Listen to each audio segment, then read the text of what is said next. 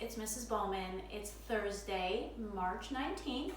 It's actually Mrs. Ferrera's birthday today. And so that's why I was really excited that today was my day to talk to you, because I already had a plan in mind to make her a birthday treat. My dog's walking in right now. Hi, Finny.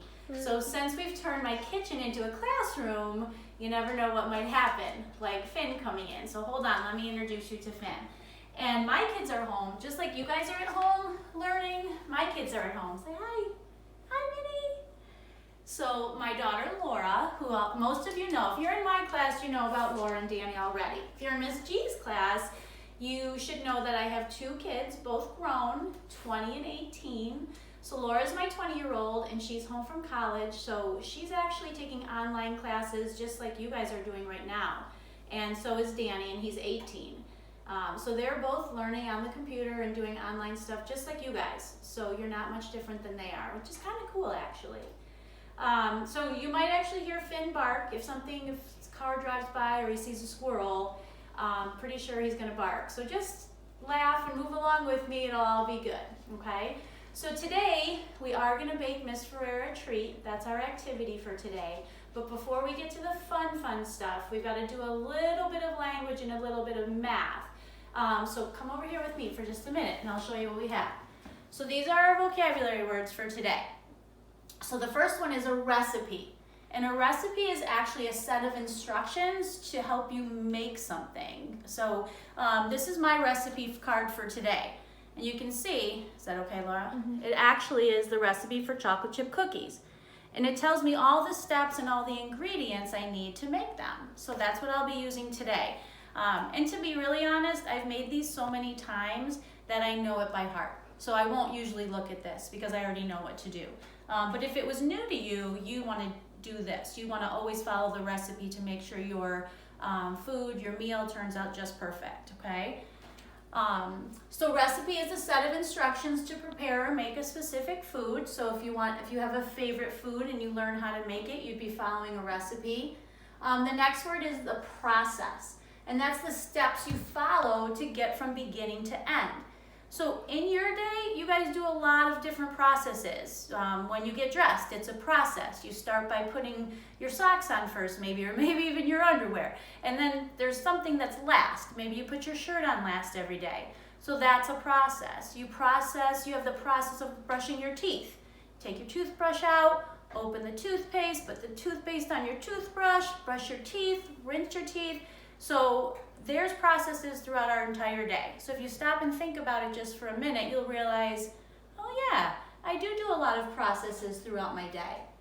The next word is preheat, and that's to heat up ahead of time. So Laura's gonna pan over to the oven, and my oven is already on, and it's preheated. I turned it on ahead of time so we wouldn't have to wait for it to get warm. Because if we had to wait, you guys would be twiddling your thumbs like, come on, Mrs. Bowman, hurry up. So it's already warmed up, so as soon as we're done making the cookie dough, we'll be able to put them right in the oven, okay?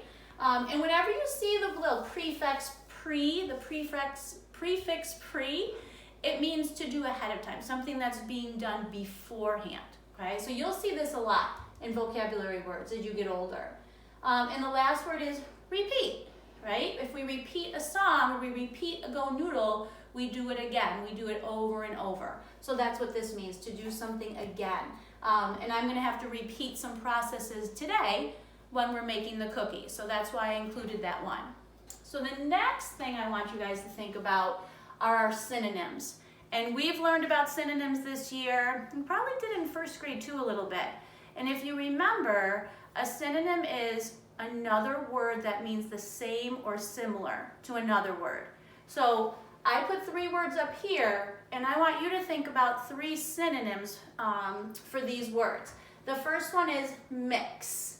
If you were gonna mix something, try to think of another word that would mean mix.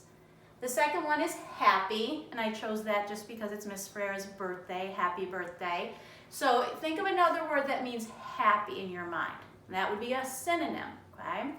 The next word is bake. So we're gonna bake cookies today, and what would be another word you could think of that would mean a similar thing than to bake? I know you guys can do that, okay? So that's just something to keep in mind, all right? The next thing I want to think about really quickly is just some math, because believe it or not, whenever I'm in math group, I always have friends say, oh, why do we have to do math? Math's hard, I don't like math. Not everybody, some of you love math. I'm in the category of like, math is hard for me. I have to work really hard at math. I do, I always did, and I still do. So I'm with you guys sometimes. But I like learning new things, and I like being reminded that math is all around us, and math is important, and we have to have it. We have to know it, we have to have it, because we use it every single day, even when you don't think we are, okay? So the first thing I'm going to talk about today really quickly is wholes and halves and quarters, because when we're measuring today, we're going to need to know those terms, okay? So I took a plate, or actually I took a bowl, and I traced it.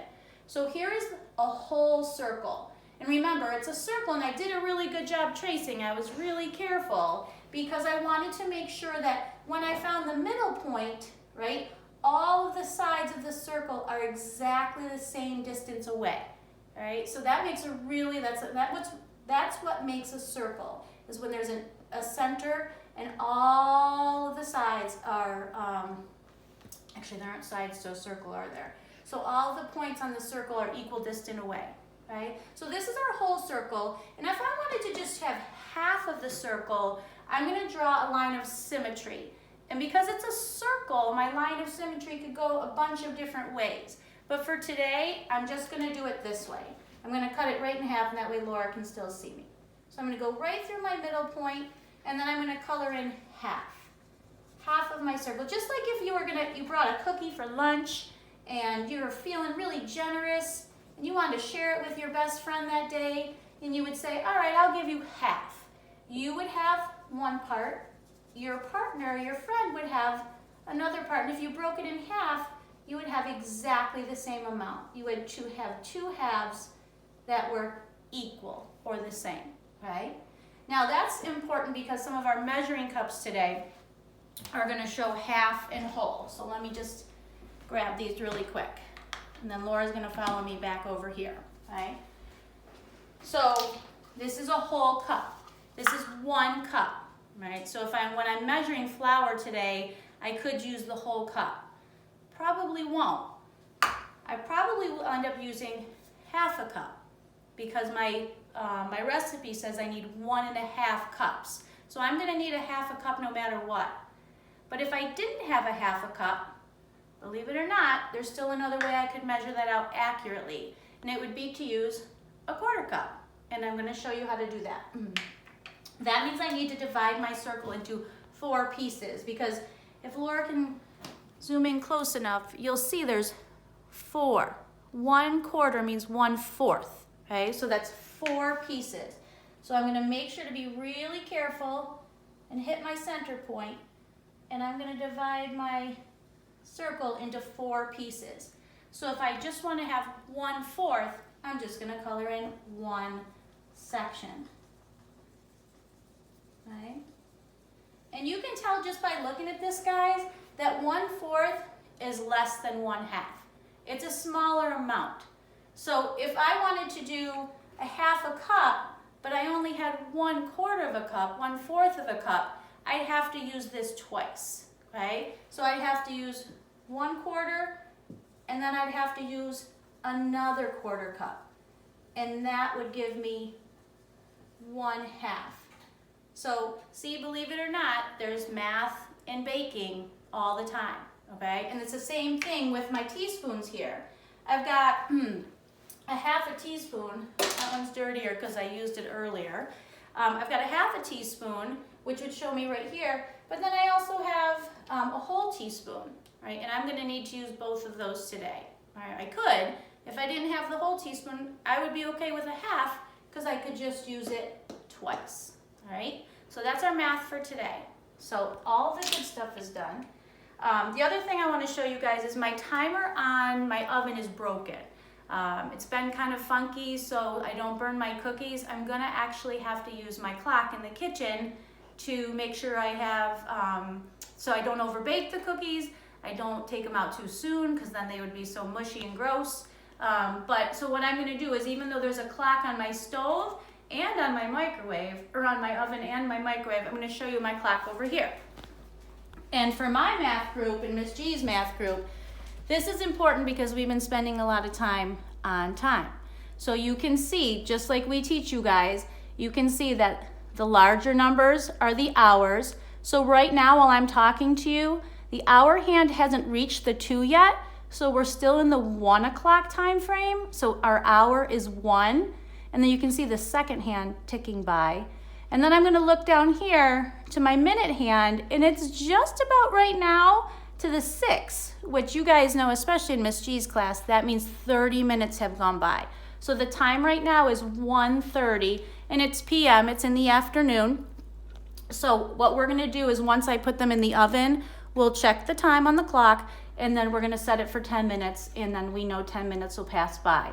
But I love this clock, and maybe I'll bring it in for math, because you can see the minutes. 5, 10, 15, 20, 25, 30, 35, 40, 45, 50, 55, 60. So we're always counting by 5s when we're moving around the clock, and each of these little marks, those benchmarks, are 1 minute, okay? All right, so that's our math for today. Look at how we're squeezing everything in. We're so good. Follow me. Laura's gonna keep working with me. She's got homework to do, so I've gotta hurry up.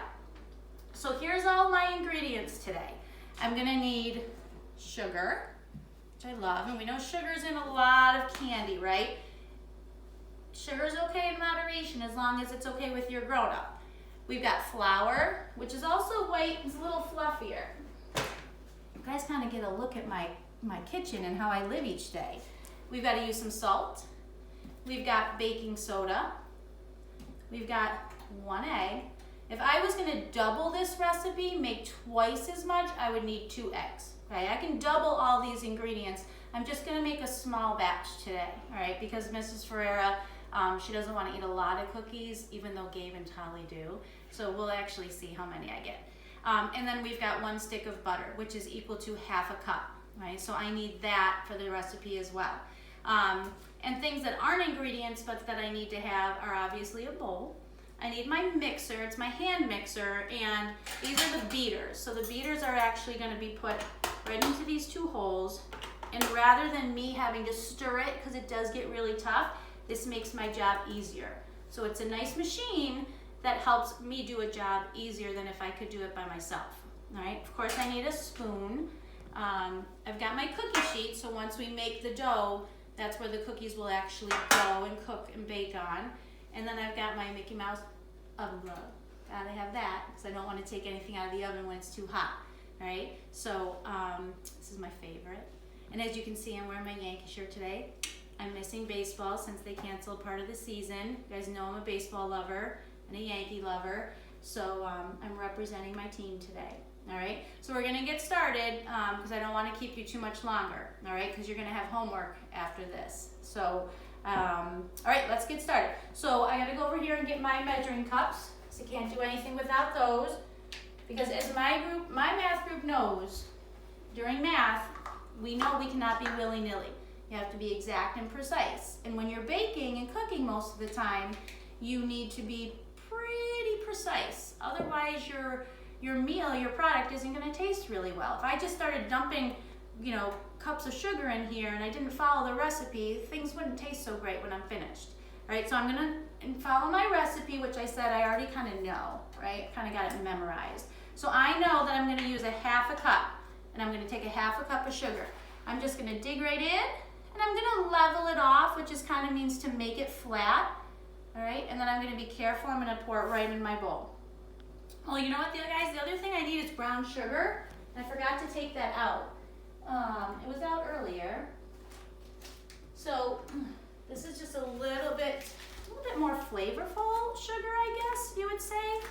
And it's a light brown texture. It's a little bit light brown in color. It's a little bit different texture, but I've got to have that too because that adds a little bit more sweetness. So I actually just take that right out of the bag, and as you can see, I leveled it off so it's nice and flat. I don't have too much, but it's full right to the top, okay? I'm gonna dump that right in. Then I kind of mix it up with my cup a little bit just to blend it together. Mix or blend, kind of synonyms, right? We combine them, we add them. All right, so that's done. So 2 ingredients are already in. Now the next thing I want to add are my other dry ingredients. So I've got my baking soda, and I know I need a ½ teaspoon for that. So if I wanted to make a whole teaspoon, I would need 2 of these, remember? Because 2 halves equal a whole. But for this recipe, I only need a ½. So I'm using, same thing. I use the box actually to help me level it so I don't have to touch it with my hands. So it's nice and smooth, all right? So I pop that in there, move that out of my way. Do you see how organized Mrs. Bowman is right now? That's one of my goals, right? To be more organized, because I'm definitely not an organized person, but I'm trying my best. And that's all we ask of you guys. Now that's a little bit too much salt because it poured out really fast, so I'm just gonna push a little bit in. And if I make a mess, no worries, I'll just clean it up. Or I'll have Laura clean it up when she's done. All right, so I've got a ½ teaspoon of salt, in it goes. So again, we're combining it, and I'm just gonna like take my cup again, mix it up a little bit, just to combine it. And then I'm gonna add my wet ingredients. So Laura's trying to get a better view of the bowl, okay? So now I've got 1 egg. I usually make a huge mess with the egg, so be prepared. Let's see how I do. Oh, not too bad. There we go, my egg's in. See it? All right. Then I'm gonna add my vanilla. So I need 1 teaspoon of vanilla. So I can either use the full teaspoon or I could use 2 ½ teaspoons. So just to make it quicker, I'll just go right to the 1 teaspoon. I'm gonna pour it right in. Be really careful because it comes out fast. And dump it right in with my egg. You can see how it's kind of cool. It kind of gets mixed and blended together. It's really neat. Not sure what that reminds me of, but it's kind of cool. All right, and it smells delicious. I wish you could smell it because vanilla smells really, really good. And wash my hands off a little bit. And then the last thing I'm gonna add right now is the margarine or the butter, okay? I actually use margarine. Your parents will know the difference. Your grown-ups will know the difference. And look at that. I took it out of the fridge a little bit earlier today, the refrigerator a little earlier, so it would be softer. It's a little easier to use. And everything, so all the ingredients right now, except for the flour, are in my bowl. All right, so now it's my chance to blend it, to mix it. Sorry, I know it's loud. I'll try to be quick. My mixer makes it really easy for me.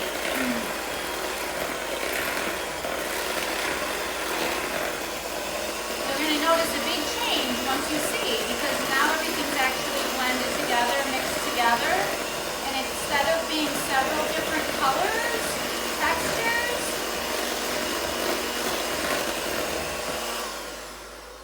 it's transformed or changed into the makings of cookie dough. Okay, so a lot of you guys probably bake or cook with your grown-up. It's such a fun thing to do, and if you don't, ask your grown-up. Maybe they wouldn't mind if you helped make dinner or helped make cookies or a birthday cake for somebody.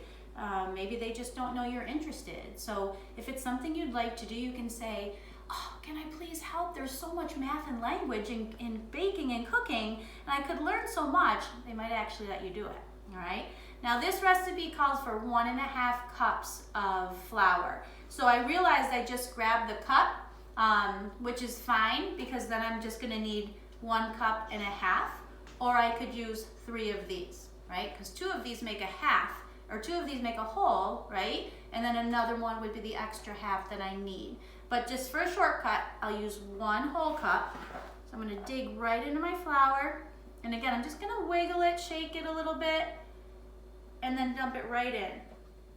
Now, if I turn the mixer on right now, the flour will go all over. And you guys would probably like that and laugh and think it's funny that Mrs. Bowman's covered in flour.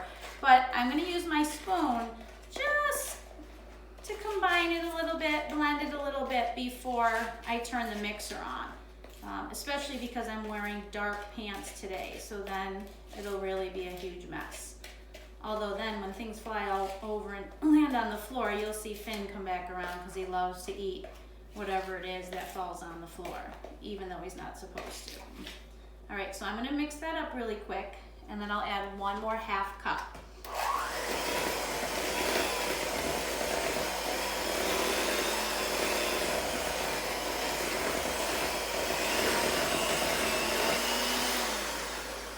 Perfect. And usually by now, my son, Dan, will start lingering around. I almost used another cup. See, I wasn't being careful. Then my cookies would not taste good, and Mrs. Ferrer would be very sad that her birthday cookies tasted awful. I only needed a half cup, so I had to be careful, right? Because I was starting to get distracted. So like I was saying, by now, the kitchen's starting to smell really good, and when Danny smells it, he starts to linger around and be like, Mom's making cookies. So pretty soon he pops in, you'll know why. So I'm adding my last half cup of flour, and I just realized actually there's something else that's missing from my ingredient list, the very best part actually. And Laura's eyes just raised because she knows what that is too. So I'm not just making regular old plain cookies, it's kind of boring, even though they smell delicious. Alright. Normally I might mix it a little bit longer, but I don't want to keep you guys watching too long. Can anybody think of what I forgot? If I'm making chocolate chip cookies? The chips. It's the best part. How could I forget that? So I gotta come down here. And this is something we always have at our house. We always have chocolate chips because, well, first of all, I just love them, so of course. And when Danny's team plays baseball, I usually make cookies for them for the bus ride. So that way I always like to have some on hand when he goes away for his trips. But right now, actually, he won't be going away just because everything's been canceled. He'll be home with me for a while, right? So I'm not picky. I don't have to measure the chocolate chips. You don't have to measure chips. You get to pour in as much as you want, right? So usually I pour in quite a bit because I love them. So I just kind of dump them in. Oh, delicious. Yum. And then I just take my spoon and I blend them together, all right? Perfect. Oh, looks good, smells good.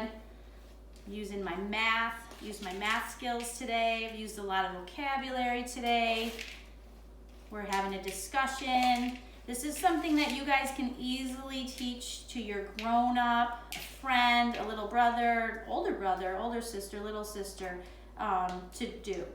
Because if you want the recipe and you want to try to make my chocolate chip cookies, I'll put it on Dojo, and you guys can try to make them at home over this break, okay? So this is what it looks like when they're all blended. Okay, and what I actually do to put them on the cookie sheet is I use an ice cream scooper.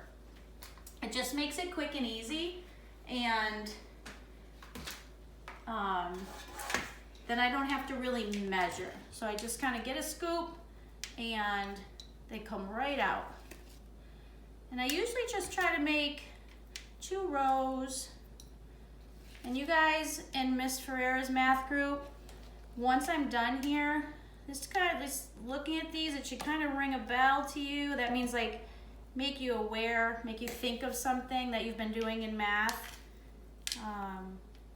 And I'm just gonna hurry along and then I'll tell you what I think you should be thinking about, but hopefully you're starting to get the idea. And my group and Miss G's math group will be talking about this soon, once we get back to school. Okay, so right now, see, I tell you, there's math and everything. I have 2 rows of 4 cookies each. So that's an array, right? 2 rows of 4. So we can know that we can do 4 times 2, 2 times 4, or we can just count by 2s to see how many cookies are going to go into the oven on this first batch. 2, 4, 6, 8. 8 delicious, delectable chocolate chip cookies made by me, Mrs. Bowman. And when we get back to school, trust me, I'm going to make them for all of us, so we'll all have a special treat, okay? And if you're not sure how to count by 2s yet, you can just count 1, 2, 3, 4, 5, 6, 7, 8. And there we go. 8 cookies going in the oven. Okay? Now, when I put them in the oven, this isn't hot yet, so I don't need to have my oven mitt on. okay? I just have to be careful not to burn myself. So I'm really cautious because the door is hot, the racks are hot, so I just push it in. And remember, I said my timer is broken and I only need to put them in for 10 minutes. So let's do a check on the clock over here and see what time it is. So it's still 1 o'clock because that little hand hasn't reached the 2 yet. So it's 1, 40, 41, 42, 43, 144. So at 1:54, I've got to take them out of the oven and check on them. But I'm not going to make you guys wait that long. I made a batch earlier, so come here so you can see the finished product. I put them in my bottom oven.